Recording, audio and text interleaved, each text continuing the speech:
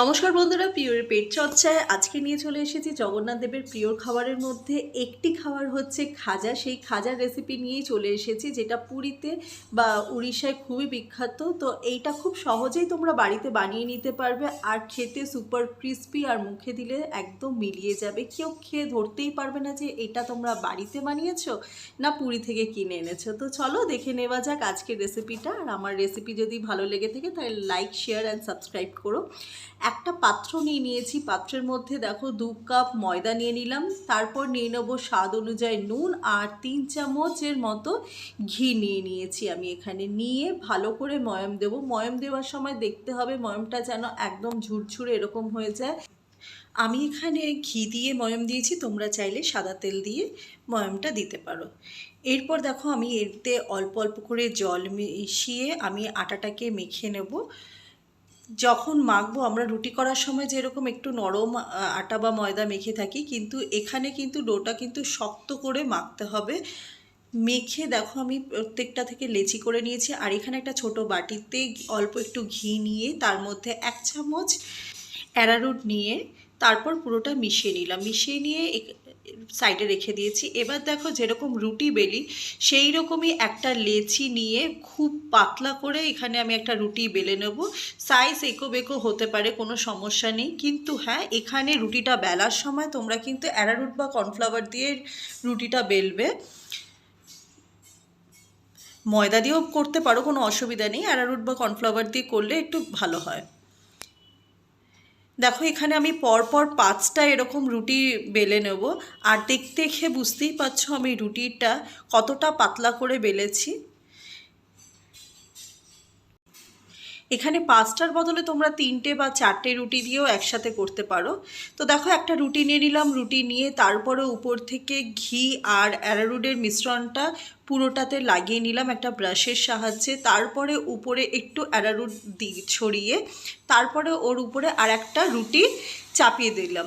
এই করতে করতে আমি 5টা রুটি একসাথে করছি। তোমরা চাইলে 3টে রুটিতে বা 4টে রুটিতেও করতে পারো। রুটি মানে আমি যে আটার লেচিগুলোকে বেলেছিলাম সেই বেলার কথা বলছি, সেঁকা রুটি কিন্তু নয়। সবগুলোকে একসাথে ধরে দেখো এইভাবে রোল করে নিলাম। রোল করে নিয়ে একটা ছুরির সাহায্যে আমি ছোট ছোট টুকরো টুকরো করে কেটে নিলাম।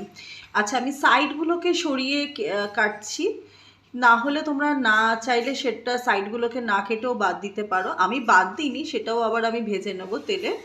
দেখো প্রত্যেকটা এই রকম হয়েছে। এরপর আমি এক একটা করে লেচি নিয়ে অ্যারারুটের মধ্যে দিয়ে, যেরকম ঠিক ময়দার মধ্যে দিয়ে আমরা বেলি সেরকম ঠিক আলতো হাতে কিন্তু চাপ দিয়ে আমি বেলে নেব।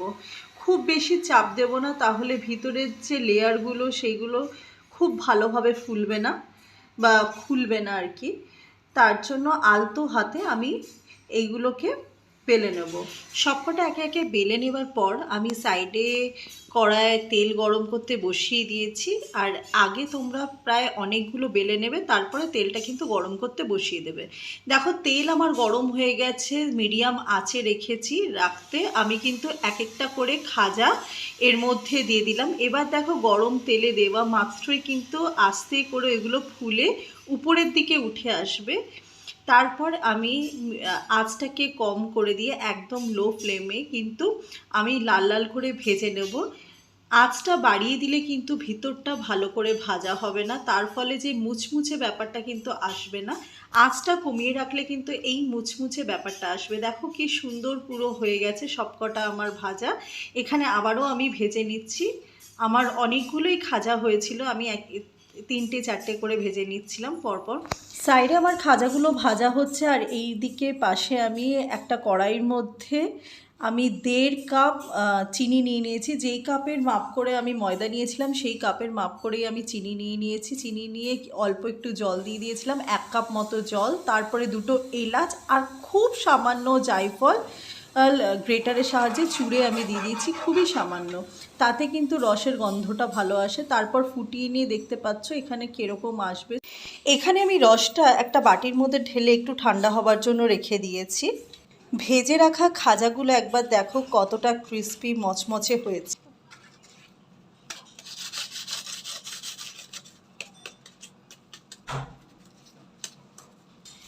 এবারে এক এক করে ভেজে রাখা খাজাগুলোকে আমি রসে চুবিয়ে তারপরে রস থেকে তুলে নেব। এখানে রসে কিন্তু চুবিয়ে আমি রেখে দেবো না, জাস্ট এপিট ওপিট করে তারপরে কিন্তু তুলে নেব।